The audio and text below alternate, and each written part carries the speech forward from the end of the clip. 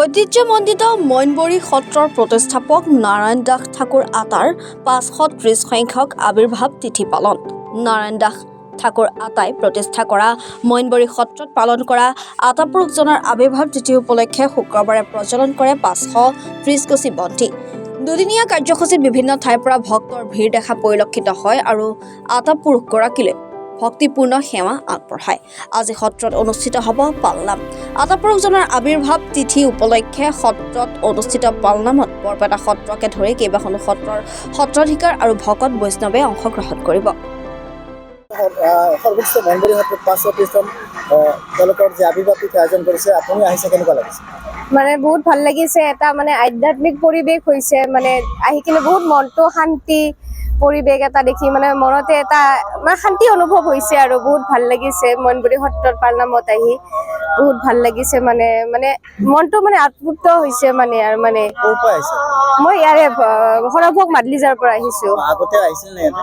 আহিছো। এনেকুৱা আধ্যাত্মিক পৰিৱেশ সদায় বিৰাজ কৰে? সদায় বিৰাজ কৰে। আমি কেতিয়াবা মানে জন্মদিন হওক আমি আহিয়ে থাকো ইয়াতে।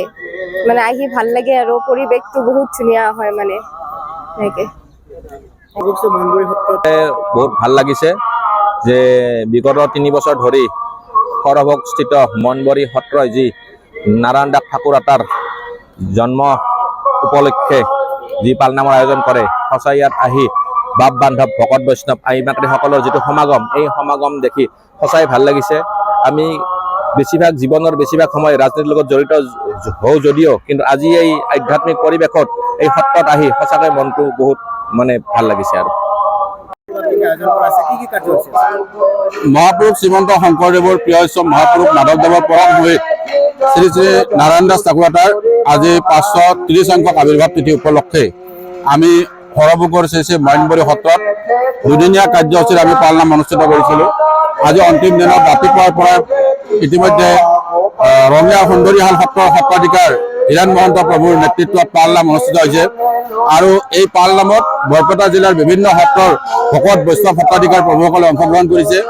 ইতিমধ্যে আমি এই পালনামৰ পিছতেই আবেলিৰ ভাগত অনুষ্ঠিত হ'ব ভাগৱত পাঠ আৰু ভাগৱত পাঠৰ পিছতে অনুষ্ঠিত হ'ব এক বন্তি প্ৰজ্বলন কাৰ্যসূচী।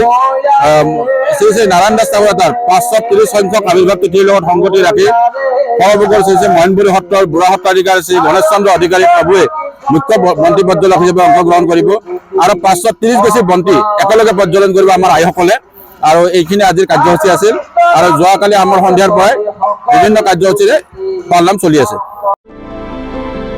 Bureau report, any Bharat 24।